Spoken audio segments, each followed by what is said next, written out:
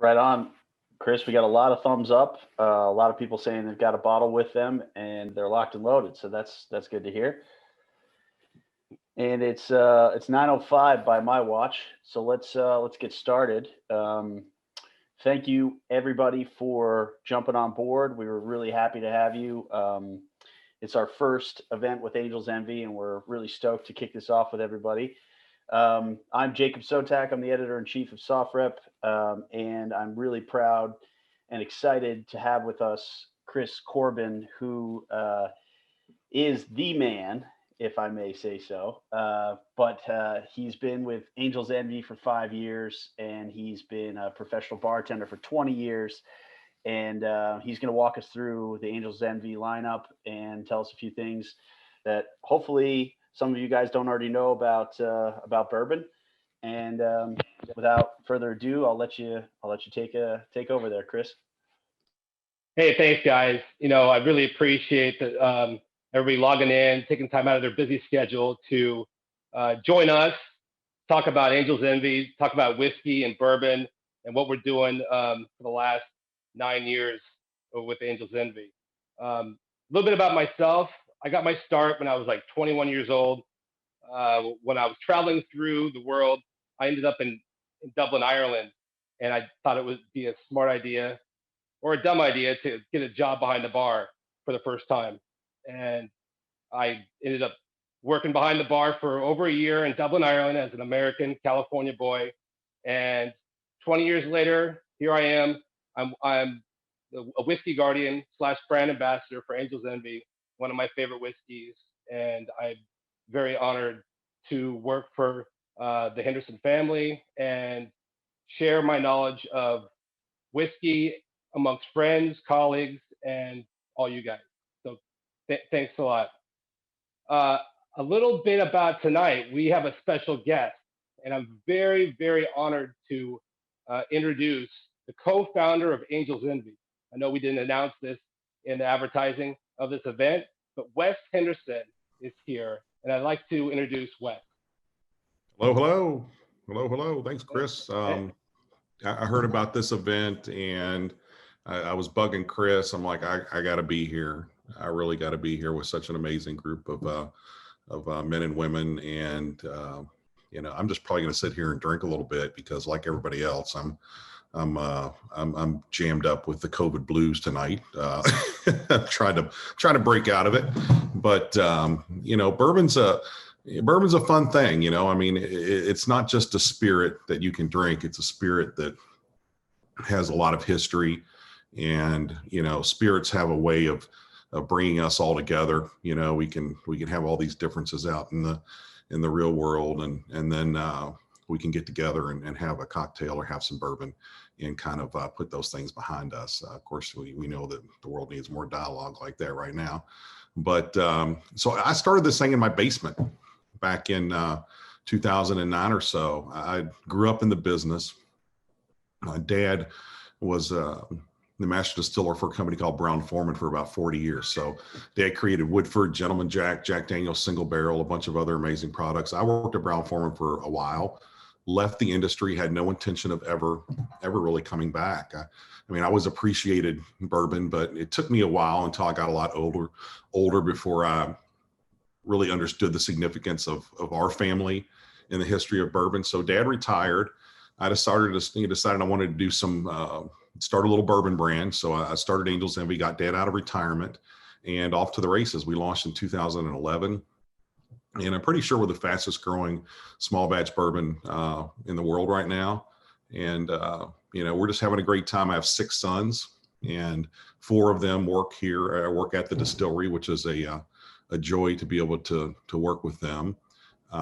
We also serve together in the fire service here in our county, which is another kind of extension of our ability to spend time together and work together in a much different environment. But and I'm also, guys, if you have any questions, please feel free to pop them into the text, and I'm happy to answer them. We're located in Louisville, Kentucky, which is where I grew up. Actually, I grew up in a little kind of a rural county right next to Louisville. I left for a number of years. It's kind of amazing.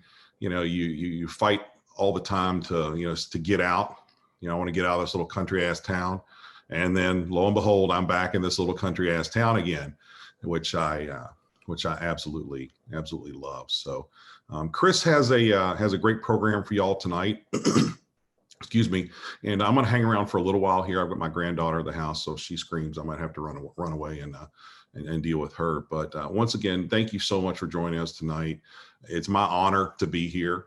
It really is. It's my distinct honor to be in your presence, and I'm grateful for every one of you and all the work that you've done for our country. So I'm going to be. I visited Willett last year. Thought I saw an Angels Envy. Yeah, Angels Envy is.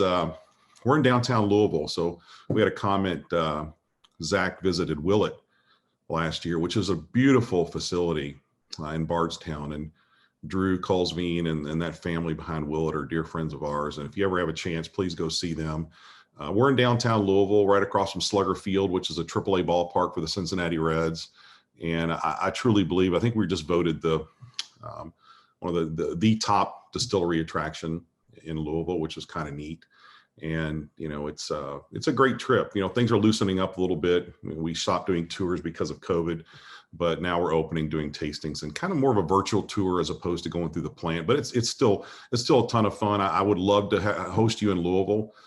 Please reach out to me or Chris or whoever you can manage to shake loose. And I would love to show you all around. So if there are any other questions, I'm going to turn it. Go ahead. Question for you from John, who's wondering whether the county that you grew up in was a dry county. It was. That's a great question. It was until probably about 10 years ago, maybe a little bit longer. It became moist, which I hate that word, but it wasn't, you could have beer and wine, but not spirits. And in the last 4 years or so, the county is you can sell spirits. And it's Oldham County, by the way. Somebody asked Hardin County. Hardin County, of course, where Fort Knox is located. But the craziness about it is I lived in a dry county, but 100 yards over the county line, back when I was growing up, there was a liquor store, Hartman's Liquors, never forget it. And back in the day, which they shouldn't have done it then, and they sure as hell don't do it now, you could get a drive-through. So you could drive through, buy your spirit. Hell, they'd give you a cup with ice in it and whatever mixer you wanted, and just hand it to you outside the drive-through window, and you were on your way. But fortunately, that we understand now more than any that's just not responsible. But so dry county, great question. A lot of people think that Bourbon County is where bourbon was created, which is not true. Bourbon County was dry for some time as well, and I think that's just recently become wet. So great question. Any more? You getting any more? What ultimately from Matt? What ultimately drove you back to come to bourbon and start your own brand? Probably pure insanity. Now that I really look at it, we were living in Florida. We've been down in Florida for 12 years. So if you can imagine, this idea came in my head, and mom and dad still live in Kentucky, and I flew to Kentucky on a Saturday and sat with my dad and told dad what I wanted to do. We're sitting in his basement, I'll never forget. And I said, Dad, I want to start a bourbon brand as a family. And dad just said, okay. It was that simple. Now, neither one of us had any clue what we were getting into at all. Certainly we knew the bourbon industry, we knew how to make bourbon, but it wasn't just, it wasn't that simple. We had to manage to figure out how to get this company going. And so if you can picture this, so picture your husband or wife, going away for the weekend and then coming back and telling your significant other that you're going to move, 6 kids, 4 dogs, 2 birds, a fish, and a bearded dragon back to Kentucky on an idea. And that's really what it was. So, we loaded up the boys, and, at the time, I think my oldest was in college, but the rest were, stair-stepped all the way down to elementary school. And we moved up here and didn't look back, set up a little office in my basement. And, and this is way back really at the beginning of the bourbon resurgence. So it was probably even crazier then to drop everything and and come into it. But and another great question from Rick: how did you come up with the name? Angel's Envy is based on something called the Angel's Share. So when you put barrels in a warehouse in Kentucky or anywhere where it's hot, you lose bourbon to evaporation. We lose 3 to 5% a year to evaporation. So we say we're sharing that with the angels. That's the Angel's Share. That's the story. So, well, that's what it is. That's what we call it. So the story behind Angel's Envy is the angels get their share. What's left, they're envious of. And that's where the name Angel's Envy came from. And you have to give that angel's share. For years, people tried ways to mitigate that loss. And because really that's money going up in the air. But in order to get good bourbon, you have to get, you have to give to get, is what I meant. So you have to give up that angel share. It shows you've got an active maturation. It shows that bourbon is coming in and out of that wood as the seasons change. And Kentucky, by the way, has the best climate in the world for aging bourbon. So it's really no mistake. But so that's a great question. And for some reason, I don't think to tell people that right off the top of my head. That should be the first thing I talk about, is where the name came from. But it's called ADD. Wes, that was going to be my topic right after you got off. So thanks for answering that. Well, I'm gonna wrap up here in a minute too, because this is all about, Chris is going to show you some amazing things here, and but we got a couple more questions. So let's just roll here from David. Do you see the bourbon industry continuing to grow at this rapid pace? I think we're in for a ride. The distribution in Europe is just starting to go a little nutty. Once again, COVID derailed everything. So there's a long runway left. The demographics are getting much wider. Younger people are drinking bourbon. More women are drinking bourbon. In some of our ethnic markets, more African American folks are drinking bourbon as well. So really expanding demographics, which I love.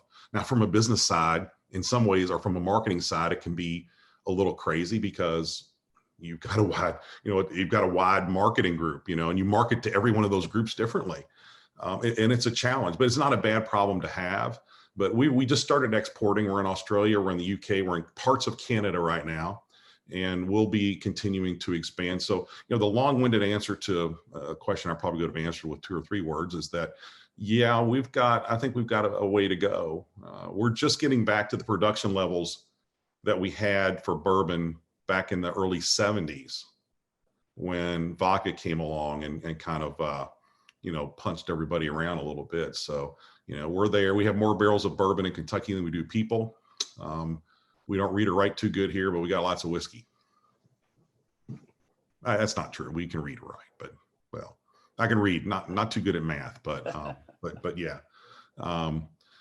So it's my understanding from Chris that the FDA is considering Angel's Envy as a COVID treatment.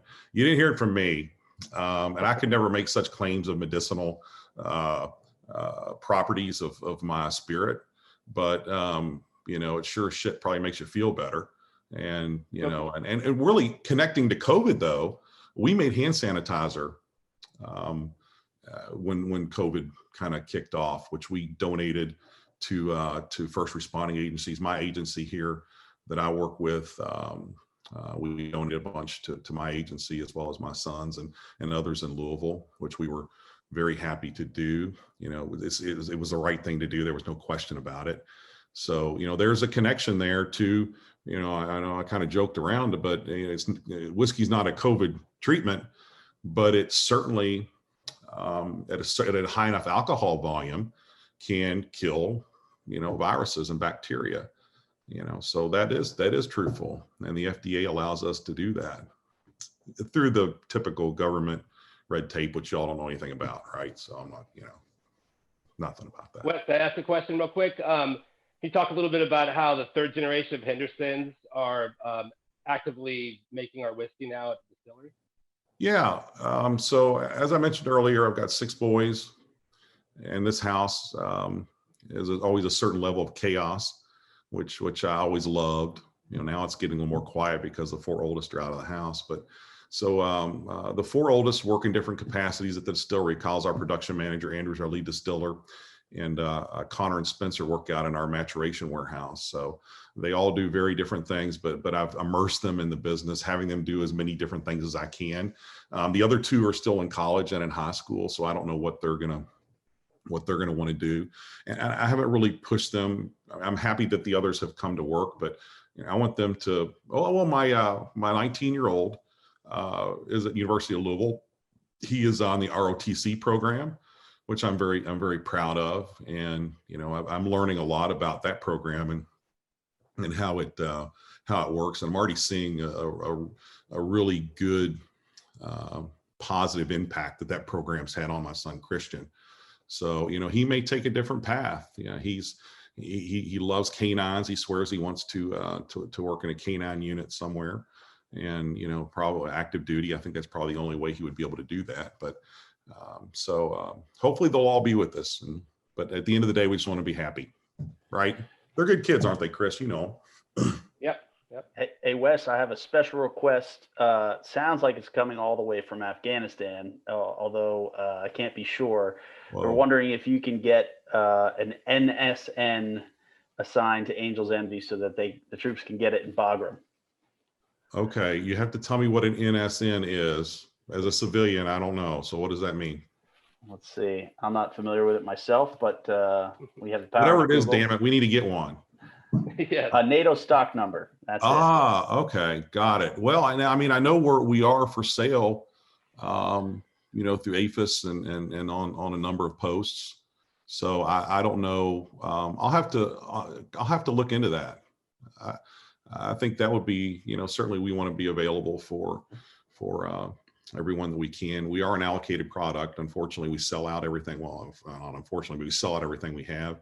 But I'll check into that, and I know, APHIS can help. And I'll talk to we have a team that handles our military business, and I will reach out to them and see what I can find out. But thank you for asking that, and bless you out there in Afghanistan, man. And I've got one more coming through the Q&A here, Wes.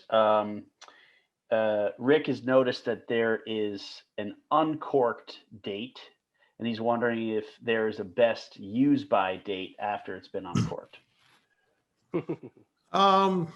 That's a legit question. I've drank bourbon that, pre-prohibition bourbon that, has been opened and recorked.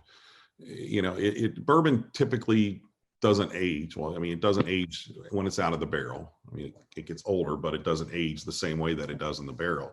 I think the enemy of bourbon over time is oxidation, and that has more to do with the cork or the quality of the cork. You don't want to store it on its side, but by oxidation, I'm talking half a century or more. So you're fine. But I recommend drinking it and buying another bottle. I strongly recommend that. And I just throw the corks away, Wes. There you go. Well, that's the safe way to do it, right? You're saving you from yourself by doing that. Just toss it and get right into it. Great questions, everybody. Great questions. Anybody else have anything before I turn things back over to Chris? Okay. All right. Once again, thank you so much. It is really an honor to be here, and I appreciate your support, and we certainly support everyone here. So for those that are active and those who are retired or whatever. So I'm going to sit back and let you all have a good time. Come and see me in Louisville. I'd love to see you. Thank you so much for being with us tonight. Chris, it's all you, man. Thanks, man. Such an honor to have Wes on today. So I want to thank him about that. Speaking of corks, since Wes took a lot of my talking points, which is good, but if everybody that has a bottle of Angel's Envy in front of them, you can take the cork out, and you'll see there's some words on the cork, and it says expression 1010, and I just want to tell you guys what that means a little bit, and kind of our ethos at Angel's Envy, because when we came out, we didn't know how long the bourbon would be in these port barrels, and Lincoln thought it would just be a few weeks. And so the marketing team decided that we were going to launch on 1010. October 2010. And we printed up all these corks, and we're gonna have a big party for the launch. And when Lincoln tasted the product, Angel's Envy Bourbon, right before the launch, he said it wasn't ready. He misjudged how long it would take to be ready for the standards that we had, and he told them the launch party's off, and we're gonna wait till it's done, and it tastes great. And that was March of 2011. The next year. So we keep this on our corks to kind of remind us that it's not really ready, that the whiskey's not ready until it's ready. And it's something we believe highly in, especially with our rise and our cask strength and our special releases that we do every year at the distillery, which is something we'll talk about a little later. So again, thanks for coming out. Thanks for Wes. Today we're here to talk whiskey, and we're going to have a little bit of fun and hopefully learn a little bit of something that maybe you hadn't known before. Just basic whiskey knowledge. Whiskey is a distilled spirit from grains aged in oak. There's lots of different categories of whiskey. We make rye whiskey and a bourbon whiskey that are both finished. That's a whole other topic we'll talk about. So let's just talk about bourbon right now. Bourbon, there's 7 rules of bourbon, and we'll just go right through all 7 of them. The first 4 are probably a little more important and easier to digest, and then the last 3 are a little more pedantic. And I think there's a fire truck right outside my house. Anyway, so bourbon, the first thing I like to talk about when we're talking about bourbon is the color. And if you have a glass, you want to hold it up and take a look at the hue of your whiskey. To be a bourbon, you can't add any coloring, and all the color you're seeing here is the play of the whiskey and the wood, which happens to be American white oak, that's charred and brand new, which takes us to our second rule of bourbon: is it has to touch an oak container, a virgin charred oak container. Now we take an extra step and we toast our barrels inside, and they're only used once.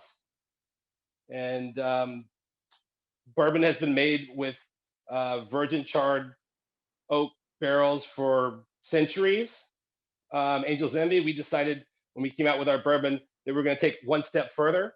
And after we age it for 6 years in the oak, the virgin oak, we blend it. We put it into an old port barrel that used to house ruby port wine from Portugal. Have you ever had port wine? It's a fortified wine from Portugal that has lots of flavor of raisin, Maduro. It's an after dinner drink. When we age our bourbon in these port barrels, it really gives nuanced flavor to what Angel's Envy is.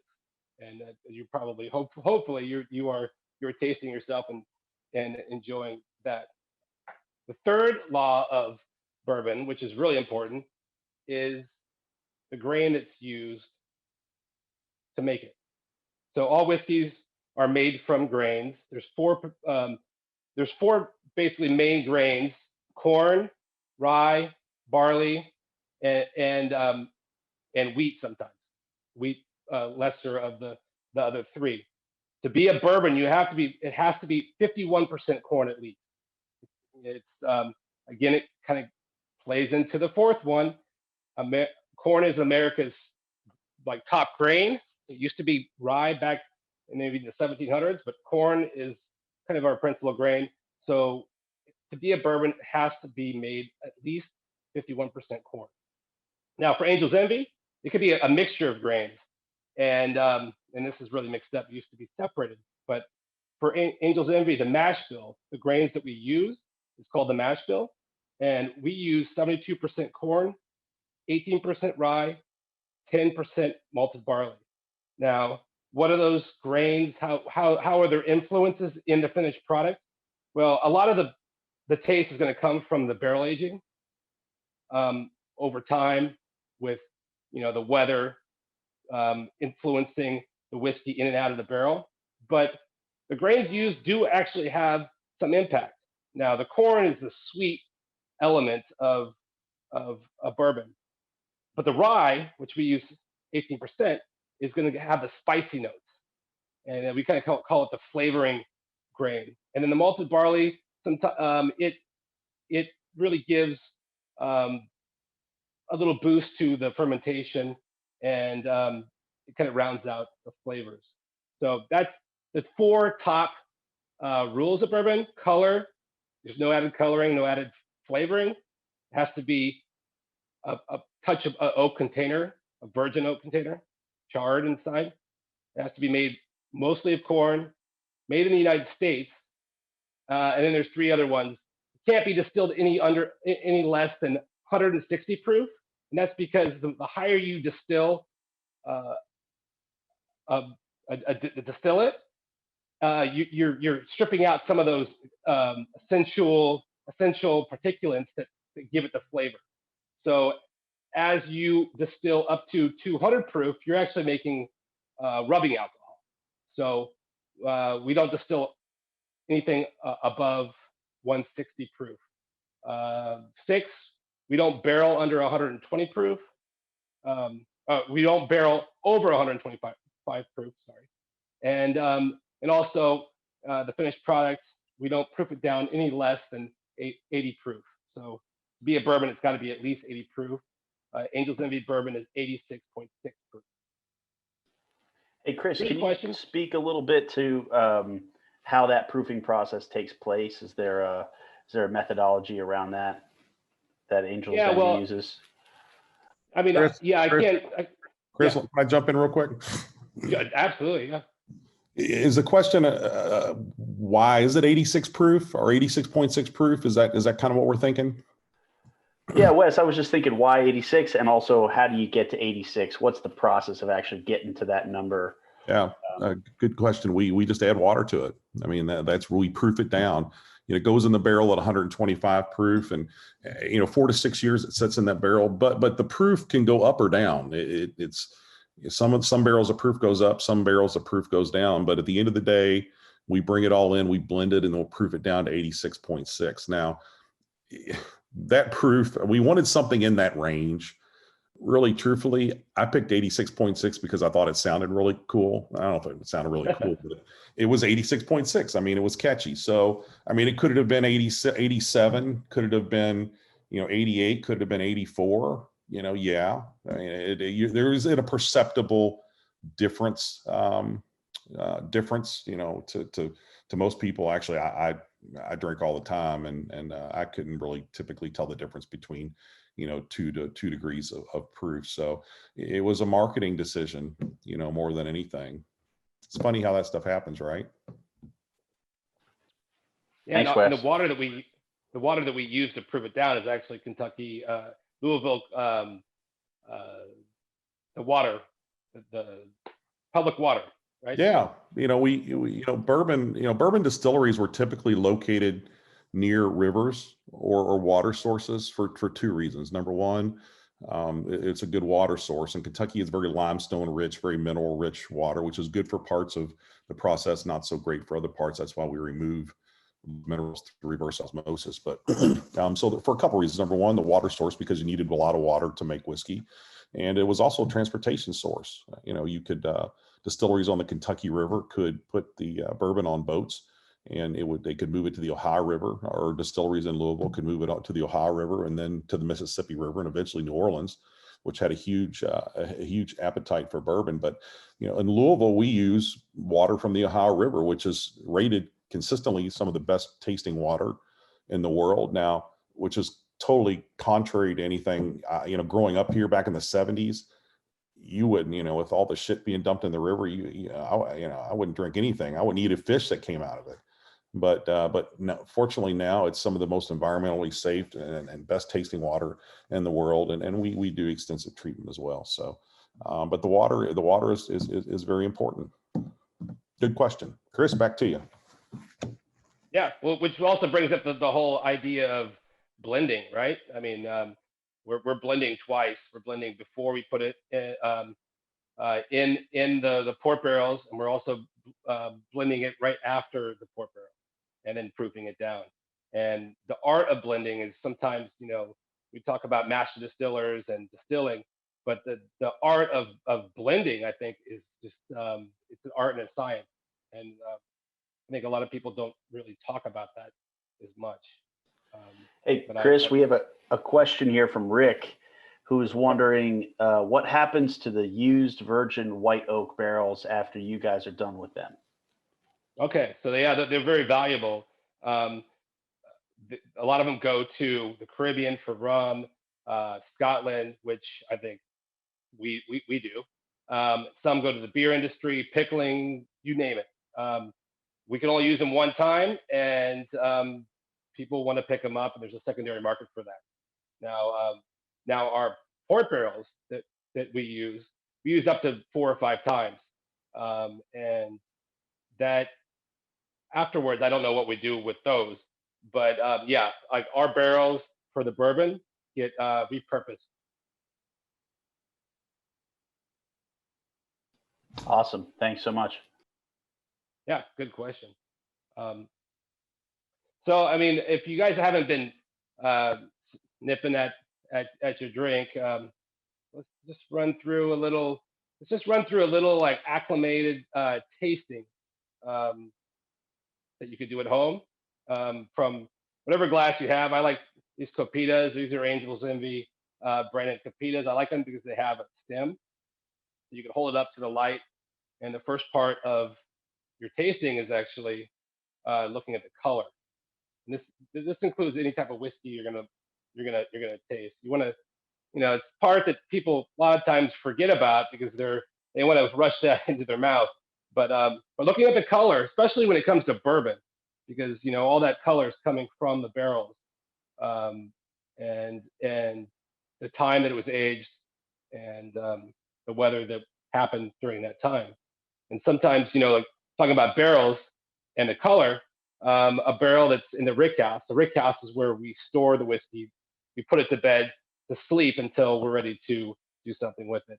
And the rick house, every barrel, our rick house is 7 floors. They're different shapes and sizes, but barrels next to each other could taste completely different. And especially when you're talking about barrels on the top floor to the bottom floor on different ends, completely different. And that's why going back to blending is so important, because to achieve a product that's going to taste every time like Angel's Envy, the blender has to have a sense of awareness. And I think there are some scientific tools that help, but also it's actually the taste. But first thing I look at when I'm tasting whiskey and is the color.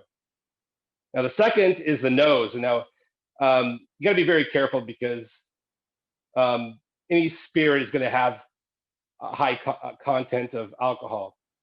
So you don't want to burn the hairs in your nose. It's not wine. It's higher proof. So what you want to do is while you're nosing the whiskey, you want to keep your mouth open. Now what that does is it keeps the airflow circular, and you want to kind of breathe in. At the same time, your nose has more sensory than your tongue. So nosing it after looking at the color only makes sense because that's going to influence what you're going to taste. And so when you're doing that, you don't want to get your nose all the way in like a wine glass, depending on the glass. If you have a rocks glass, you're going to get a different nose off that than if you have something with more of a tight top, and the depth actually does play a part. So what I like to do when I nose a whiskey is I like to do it on multiple times. Like you're saying hello to it, and I find myself sometimes when I'm with a friend at a bar, I forget to even drink it sometimes because I'm nosing it several times, and you're going to get several different flavor profiles each time you do it. Now, once you do that, the third part is really acclimating your mouth to be able to taste the whiskey. Now, to do that, you kind of have to, we call it the Kentucky chew, There's different techniques. But what I like to say is take a small little nip of the whiskey, and you want to put it all throughout your tongue. You want to make sure the back and the front are covered, and you want to just kind of swirl it around, maybe add a little bit of air and kind of chew it a little bit for, I don't know, 5 to 7 seconds. And what that does, that's not the actual tasting. What you're doing is acclimating your taste buds so that the heat of the whiskey is not overpowering it.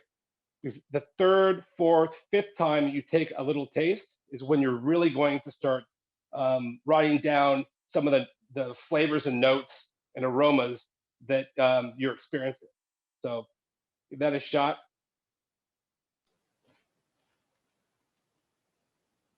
And it might be a little harsh at first because your tongue is not acclimated yet.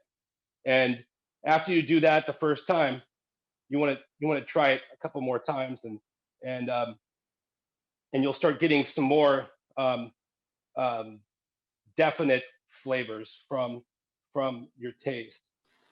Now, Hey, Chris, we have a question here from Rick. He's wondering, as we look at the color, how the color informs the flavor, or what the relationship is between the two, if there is one. Specifically, does the color influence the flavor, and what should we be looking for when we're looking at that color? Sure. I mean, that's a good question. I mean, so the color you're going to get off of Angel's Envy, you have 2 barrels, right?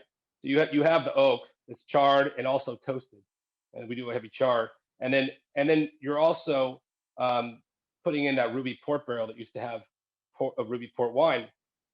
So that's going to influence the color, but also the proofing down of the end product is going to change the color.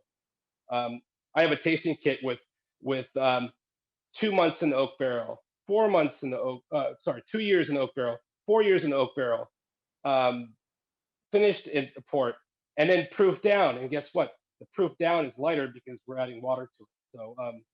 So when you're looking at the color, I would also take into account what proof it is bottled at, if it's not cask strength. The best illustration we have is right in front of you there. To the bottle on the far right is our cask strength, which we release once a year. It's getting ready to come out here very shortly. Paul Pacalt named that the #1 spirit in the world. So you can tell by the depth of that color, it not only is it barrel proof, which makes it darker, it's also finished in the port barrel a little bit longer also. So not only you get that darkness that you would see in a bourbon aged that long, you get a little bit of that burgundy color, maybe maroon tinge to it. And that's the additional time that it's spent in that second barrel, or the secondary barrel is what we call it, which in that case is a ruby port barrel. We have a rye whiskey finished in rum barrels. We have special releases in sherry barrels and Japanese Mizunara oak barrels, tawny port barrels, very limited micro releases. So there are a lot of different barrels in play now, but Chris hit the nail on the head. By and large, that color difference, and it's a great illustration to be able to see the bottle there. Good. Yeah, this is the 2014, and just kind of going back. So the cask, I was going to talk about that a little bit later, but every year the cask is different, and let's just talk about it right now while we're at it.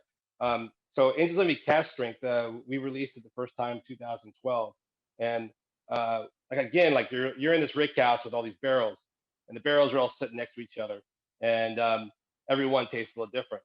So when Wes, Kyle, or Lincoln go in there and they taste these, and everyone tastes a little different, every year we started putting some aside. It tasted special. Maybe it had a little bit more of a port, just a plum flavor, a dark chocolate flavor, and we put those aside, let them age a little longer. And in 2012, we came out with our first cask strength, and cask strength means we don't proof it down. So whatever those barrels that we choose, we ended up bottling it at that proof. And so every year we release one. We're releasing one in the next month, the 2020. I've tasted it; it's fantastic. But every year is going to be different. So if you go to a bar or you have one at home and you taste the 2018, well, the next year is going to taste completely different, or slightly different, or they're not the same product. and you're going to get a darker color. This is 2014, and it's very dark. I was just noticing that earlier. The last thing about tasting it, and again, the first and the last part of tasting sometimes gets forgotten, is the finish.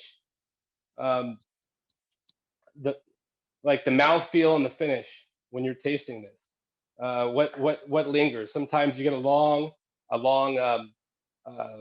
aftertaste, like our rye that's finished in Caribbean rum cask for 18 months. That's probably one of the longest finishes I've ever had of anything.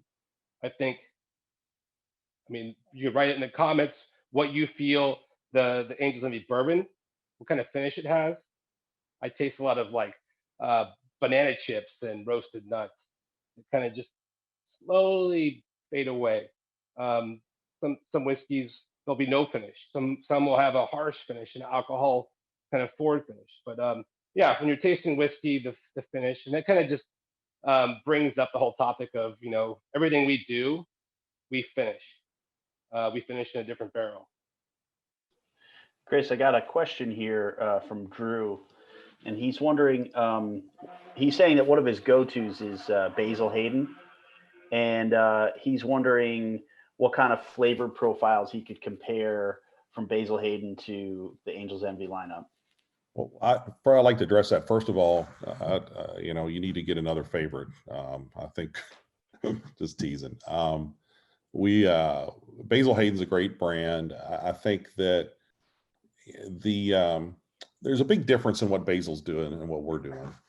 You know, they are actually adding port and adding rum to, you know, it's not a finished product is what we call it. So we're taking the bourbon, putting it in and finishing it in a secondary barrel.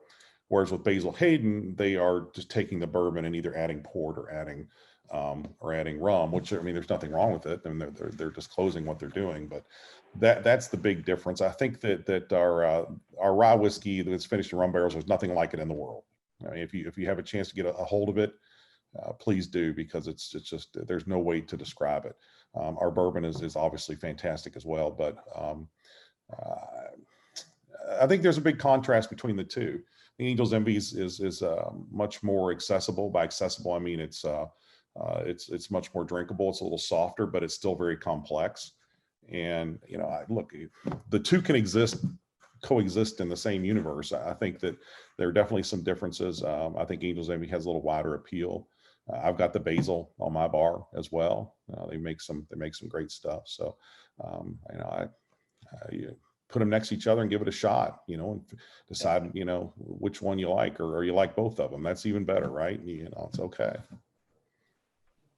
Yeah, there's space for all types of whiskeys, and you know, try them side by side, because a lot of times you don't get a chance to try that, and so you're relying on memories of, you know, 2 years ago after you had that burger. But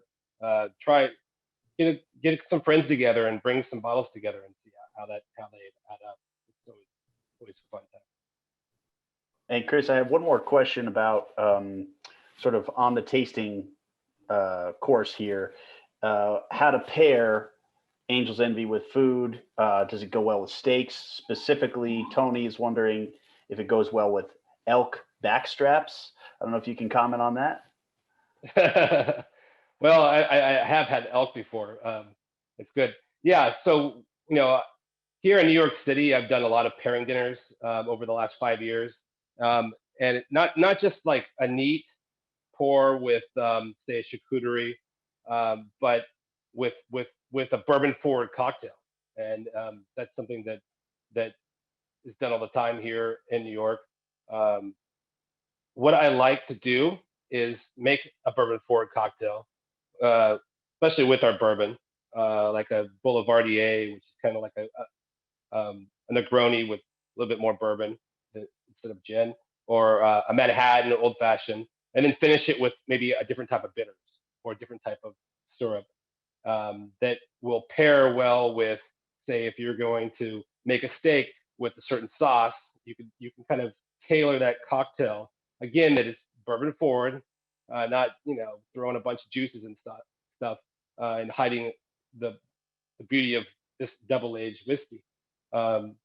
You could really play along with like the bitters, slightly different syrups to match each dish. But by itself, which I love, like the bourbon, um, anything from like a fruit starter, something with fruit in it, to heavy steaks, ribs, especially our rye finished in Caribbean rum cask. If anybody hasn't tried that, that is just the best thing for dessert. Neat, just neat with maybe an espresso on the side and some cream brulee or any type of like any type of dessert finishing. So to that point, Chris, we had a couple questions about a cherry taste that some of the guests are getting from it. Is that coming from the port barrels, or is that part of the mash bill? What's happening there for the cherry? No, I would say that it's coming from the barrels, but you know what? It really, most of the taste is coming from your memories, what you remember, because taste is subjective, right? And everybody tastes a little differently. So I might taste this and it might remind me of my childhood somehow, or a time I was in Europe that has been an indelible part of my memory, and it reminds me of that. So the cherry, I mean, like, there's no right or wrong answer when you're tasting whiskeys, and the flavors you're gonna taste on your tongue and through your nose, but it really is subjective. But yes, you're gonna to answer your question, yeah, it's going to become probably mostly coming from the aging process, not the mash bill. Right on. Thank you so much. Any other question? I guess I could talk a little bit about glassware. Perfect. Yeah, we do have a question about some glassware. So why don't you get started, and then I can pepper you with some questions once you go through it. Yeah, that sounds great. So again, like I'm tasting with this Copita glass, which is almost like a port glass. You go to a restaurant. I like these again because you got the stem, you hold it up. Sometimes if you got like a real thin glass, you're holding it like this. It can kind of heat up the whiskey. But this is great, especially if you're gonna want to proof it down, because there's a lot of room in that glass, where there's other glasses like a Glencairn glass, which has it's bulbous down the bottom, and then it goes up, which is great for nosing. And again, that's what you want to look at for in a glass. Now, if I'm at home, I'm going to be drinking out of a rocks glass. It's not necessarily the best thing to nose your whiskey with. You're just getting a lot of oxygen play with the whiskey, and you're not going to get all the fine details you would get with something smaller like this. But the beauty of this is you could add ice. You could make an old fashioned, a Manhattan, right in the glass, and it's easy to hold if you're in a social situation. So I think you guys have a link to some glassware. If you're gonna do like a formal tasting, try to find a Glencairn or Copita. And if you're anywhere near New York City, reach out to me. I'll make sure you get a Copita. And where do Norland glasses fit into that? I'm not really familiar with that, to be honest with you. I haven't owned one, or I've never even drank whiskey out of it. But there's a lot of different variations of glassware, and they all kind of are created to tackle either the nose or being able to look at it properly. But I'm not really familiar with that one. Roger that. Okay. So I don't see any. I think we got all of our questions. We just one popped in from Lincoln, who's wondering the best way to cleanse your palate between different bourbons. All right. Well, this is kind of a two-part question, because again, you're going to have more sensory in your nose, and if you do have some friends over and you're going to taste several different whiskeys, and you're nosing in them and then you're tasting them as well, right? One thing to kind of offset your nose is to smell your own skin, smell your arm. and that has a way of neutralizing your nose back to the original state. Can't be said enough, especially somebody that's blending whiskey is going to want to probably do that all the time if they're trying a bunch of different variations of the whiskey. Now, when it comes to taste, me personally, I like just water and not eat anything aggressive before that, because those flavors.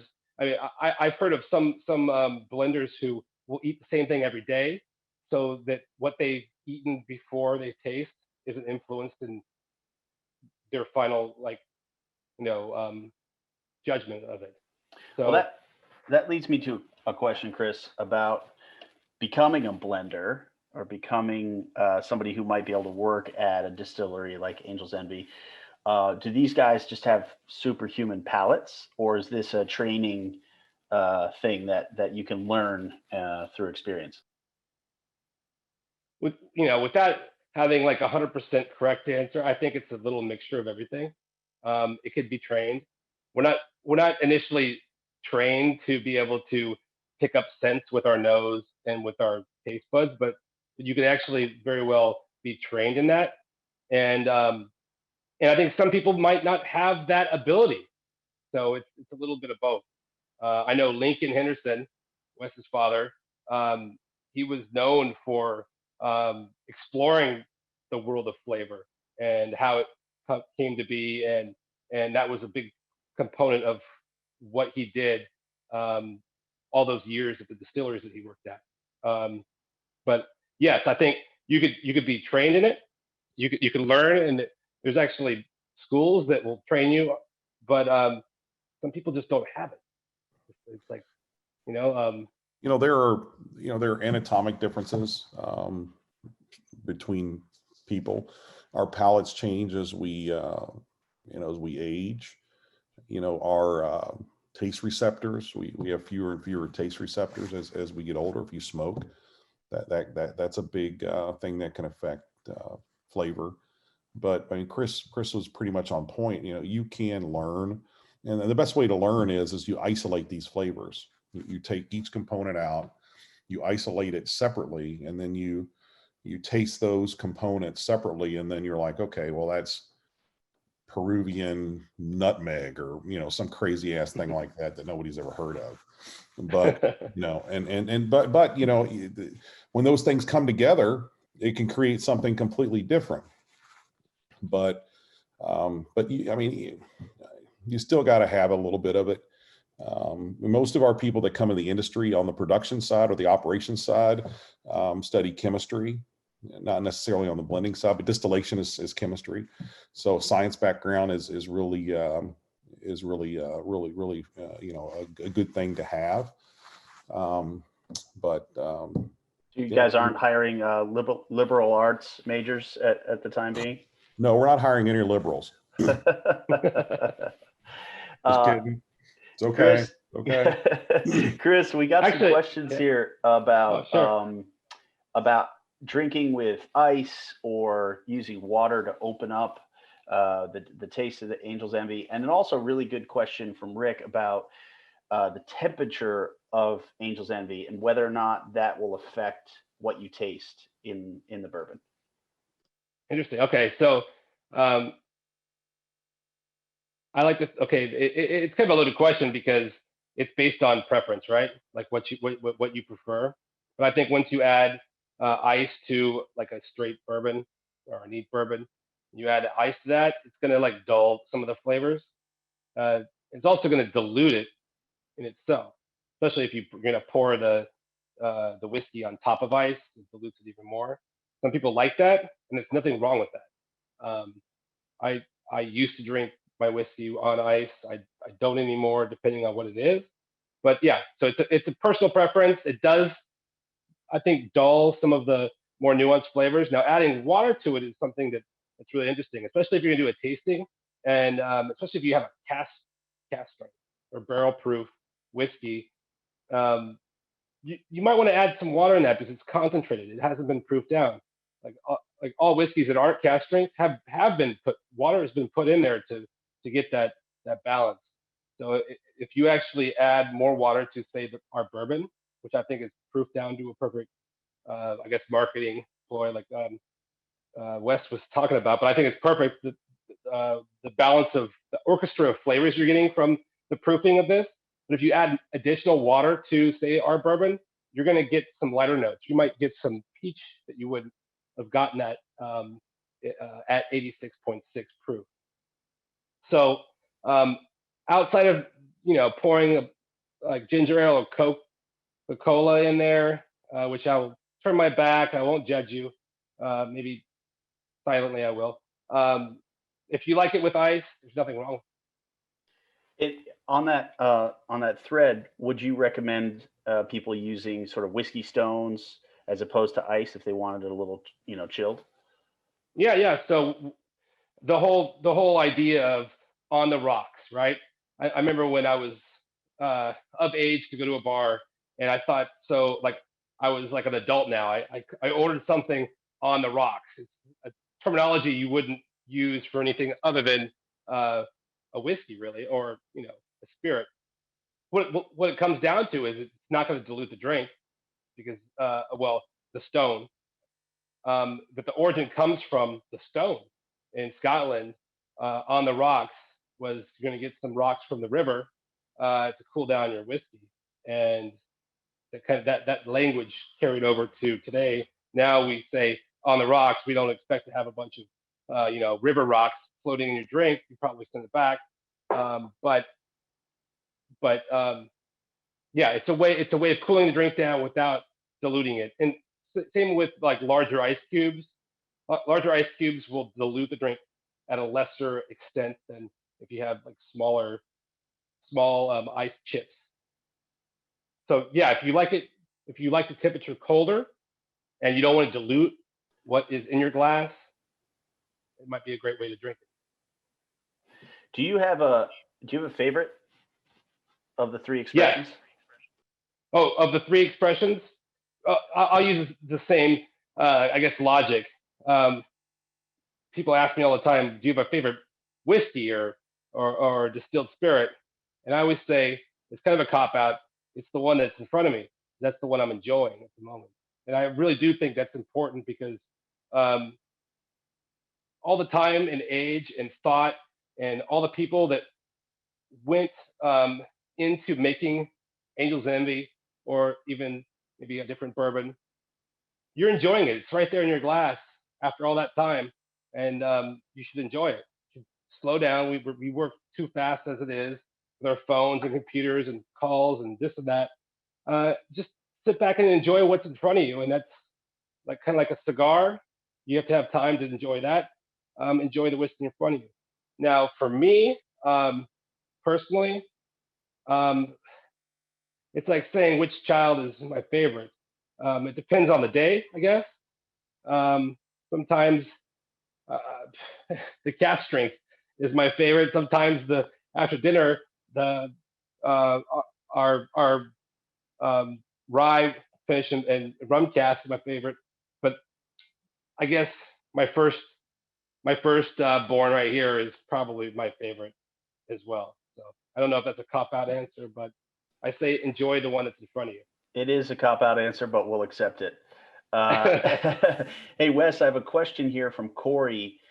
He's wondering how many people you guys employ. It sounds like he's wondering how big your operation is and if you guys are hiring. Okay. I get that question quite often, as you can imagine. Before I answer that, I also want to mention also that I have been answering in the chat.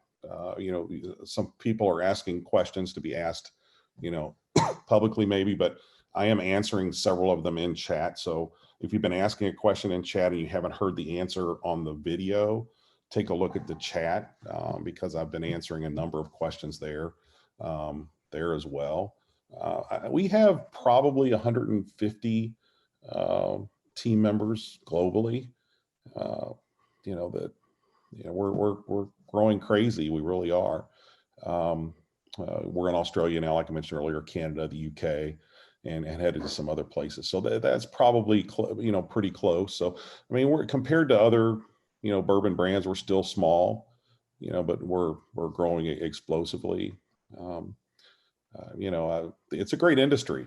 It really is. I've never been around an industry, and I've been involved in a lot of businesses where the people are as close knit as we are. The bourbon families have been working together for generations, and we're all good friends. We socialize together. We work together. We promote each other's brands. Quite often, I'll do interviews all the time, and certainly I'm there to promote Angel's Envy, but I'm also a bourbon lover, not just Angel's Envy. I've got probably a pretty extensive bourbon collection. You could probably call it that. It borders on ridiculous, and I love a bunch of them. So there you go. That's we're still small, but anyway. So go check like I said, if you ask some question you haven't heard the answer here, please go to the chat, and I answered several there. Chris? Yeah, that's great. Any other questions?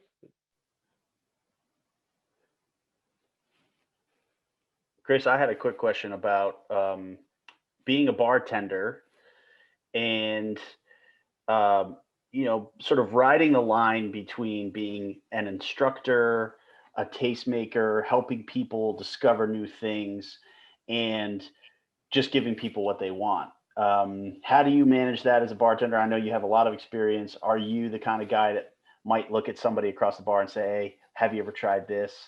Or are you more of a, somebody orders their Jack Daniels on the rocks, you're going to pour it and go on to the next guy? Yeah, so good question. That all depends on the type of bar that you're working at. And I'm lucky enough to work at a cigar bar here in New York City in Midtown Manhattan. And I think there's just something with the cigar that everybody just kind of slows down, and conversation is rife at the bar, or was rife at the bar. We are open, but only at a lower capacity, and nobody's sitting at the bar, which kind of breaks my heart. That's like the why I got into it, is because you had all these people in front of you, and you could have this communication with them. And so if you're working at some nightclub, you're pushing out product. And I never want. I have done that, but that's not something that I would ever do now or in the future. But yeah, so working at a cigar bar where we have people who are having conversations, long conversations, staying multiple hours, enjoying the talk and information and everything around it, I have a lot of opportunity to talk about these kind of things. And for instance, Henderson created earlier in his career, before Angel's Envy was created, was Woodford Reserve. And so I've been known to pour somebody their Woodford Reserve neat and then sneak in an Angel's Envy and say, let's do a little taste test. But it doesn't necessarily have to be about Angel's Envy. It could be turning people on to different scotches, Japanese whiskeys, and talking to them about the differences. So yeah, that's how I got recruited from Angel's Envy.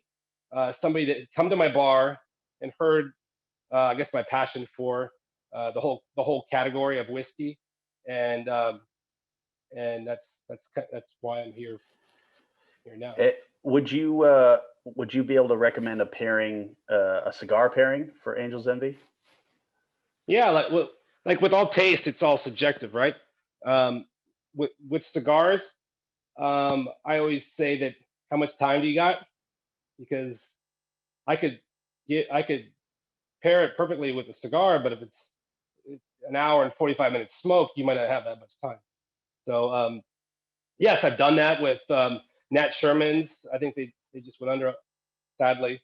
But I've worked with Davidoff and a couple of purveyors here in the city, and we've done just that, pairing Angel's Envy with cigars. And we've even paired Angel's Envy with caviar as well. But it's a lot of fun, And the one thing about cigars is, it's a time commitment. So where you could taste several different expressions, you could taste all three of these expressions in just a matter of minutes. You're stuck with the one cigar. So you really have to pair it properly, because you can't just take a puff and then puff another cigar. So Yeah, I'm not the complete expert about the cigar part, but I like to bring in an expert on that end to, I know my limitations. I know what cigars I like. Usually they're contraband from Cuba. Yeah, when I do those kind of events, I bring in a cigar expert. Right on, Chris. I wanted to ask this question out loud, and Wes, I know you've been answering some questions on the chat, but maybe between you and Chris, you could answer a question from Justin. He's wondering about the use of copper pot stills and whether or not Angel's Envy has experimented with the Solara or Solera method. He's just wondering if that's on your guys' radar. I'll let Wes answer Looks that. like Wes. It's interesting. You just said that I just as you said that I answered that question to the group, and I'll just run through it real quick. I mean, Solera is an aging / blending technique where you create essentially as a pyramid of barrels, and you're the oldest whiskey is on the bottom, and you're pulling from every one of those barrels as you go up the it's used primarily in rum. We don't do any. I have experimented with Solera with rums, and that's typically where you see it. I don't really see it really being any benefit to what we do. A lot of it too, a lot of Solera stuff is kind of smoke and mirrors, if you ask me. I think it's more of a way to say we've got really old stuff in the blend, even if it's like this much. But it's kind of sexy. It's it's old school rum blending. Hill Rock whiskey does what I call a modified Solera as well. So if you have a chance to pick up Hill Rock, Dave Pickerel, my dear friend Dave Pickerel. Unfortunately, we lost a couple of years ago. Dave was the founder of Hill Rock. So if you want to futz around with Solera blended whiskey, Hill Rock is a good one to take a look at. And I think hopefully I've gone back and I made this long statement 2 or 3 times about that. I've been answering questions in chat. And then I realized that I've been answering them just to the panel. I hadn't been answering them to the whole group. But I have gone back, and I think I've answered all the questions to everyone now. Yeah, thank you so much, Wes. And I wanted to throw out to the group as well that I will accept your questions to editor@sofrep.com, and I'll drop this in the chat right now. If you guys have any questions after the fact for Chris or for Wes about the brand, about where to get stuff, about glassware, tasting, anything, feel free to just shoot them to me. Use something like Angel's Envy tasting in the subject line, and I'll get them over to the appropriate parties and make sure you guys get answers. Chris, I want to be conscious here. We're just over, we're about 10:15. I think we've hit most of the stuff on your list, but I wanted to ask you if people walked away from this event tonight and you wanted them to know one thing about Angel's Envy, what would it be? What's the main message you're trying to get across to our guests tonight? Yeah, so that's a good question. I mean, one thing, I think of like 3 immediately, and so I'll just go with 3, I guess. Family, 3 generations of Henderson coming together as a passion project. Finishing, which is what we do. We put our stamp of taste on every bottle that we produce in a double maturation, which means we use 2 barrels to bring out different flavors and notes in every product that we've ever produced, and enjoy responsibly. Those are the first things that come to mind. Awesome, good answer. Wes, did you have something you wanted to add? I think Chris pretty much nailed it. Look, we don't spend any money on advertising. We don't pay to enter contests to get medals, and this brand has grown. I call it kissing hands and shaking babies. It's very organic. It's family oriented. Not just family oriented, but the entire company is our family, and I think we're we're a company that cares about the people who care about us. I think we're a very service-oriented company with some very clear, clear thoughts on not just to be successful in business, but how to be leaders in our community. I think all those things are important as well. So, but look, there are tons of great bourbons out there. I encourage you to try as many as you can get your hands on. Certainly, we want you to love Angel's Envy, and we'd love to see you in Louisville. But Chris, you said about it's good or better than I could. So, thanks again, everyone, for taking your time out this evening. There's a million things you could be doing, and for joining us. Thank you for the opportunity to do that, to y'all put on this event. So we're grateful for that as well. Well, Wes, thank you so much for being with us tonight. It's a real honor to be able to speak with you and hear from the horse's mouth about the brand and about the bourbon. It's really, really excellent. And as a tip to the remaining guests, I think we're going to probably be doing something like this in the future. Chris and I are already spinning up some ideas on how to do the next event sometime before Christmas. So stay tuned and watch out on our social media and on the web for announcements about a subsequent event with Angel's Envy. And thank you again, Wes. It's really been great having you and to meet you and to hear more about the brand. Really appreciate it. Thank you. Yep. Thanks and cheers, guys. Thanks for everything you guys have done. Thanks. Thanks, you guys. And we appreciate you guys coming out tonight, even though it's virtual. It was really great to have your questions, and we really appreciate it. We'll see you all at the next one. All right. Have a good night, everyone. Cheers.